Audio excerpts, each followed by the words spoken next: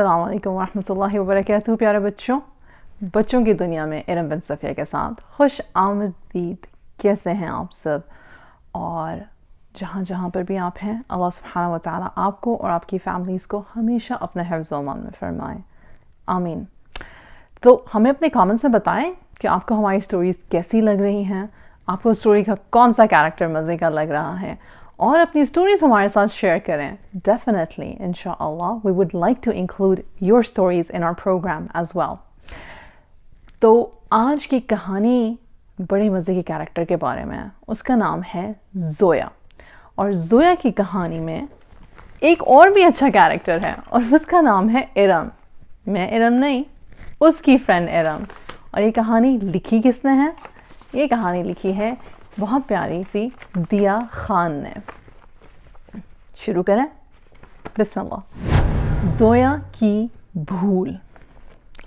ज़ोया दोम जमात की तालबा है। She studies in 2nd grade।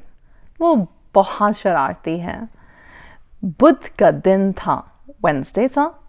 उसकी स्कूल वैन जल्दी आ गई। ज़ोया को स्कूल जाना बहुत पसंद था और वो हमेशा जल्दी तैयार हो जाती थी, ऑलवेज ऑन टाइम।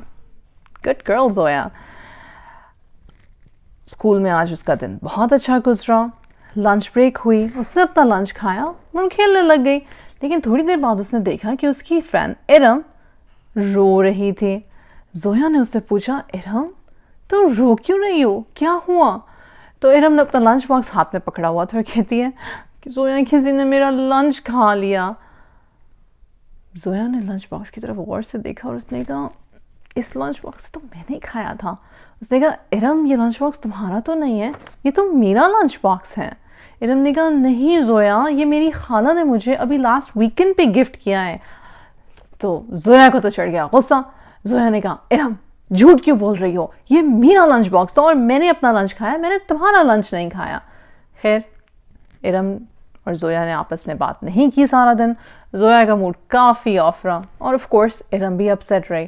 तो फिर उन्होंने क्या किया, ज़ोया घर आई और घर आके गुस्से में अपना बैग रखा, किचन की तरफ गई कोई स्नैक खाने के लिए।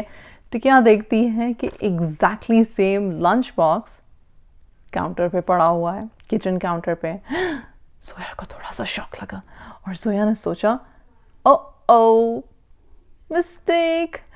तो फिर उतनी देर में ज़ोया की अम्मी आ गई। उन्होंने पूछा, ज़ोया क्या हुआ, तुम लंच बॉक्स को इतने गौर से क्यों देख रही हो? आज बेटा तुमने लंच में क्या खाया? तुम तो लंच लेके जाना भूल गई थी, मुझे सारा दिन परेशानी लगी रही। चलो तुम्हें भूख लगी होगी, मैं तुम्हें कोई स्नैक बना देती हूँ।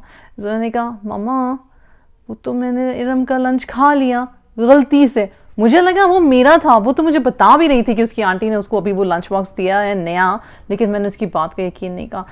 मामा वो मुझसे बहुत नाराज़ हो जाएगी, वो मेरी कभी बात नहीं सुनेगी, हम कभी फ्रेंड्स नहीं बन सकेंगे। उसकी अम्मी ने कहा, बेटा कोई बात नहीं है, गलत फहमी हो जाती है, हर बंदे से भूल हो जाती है।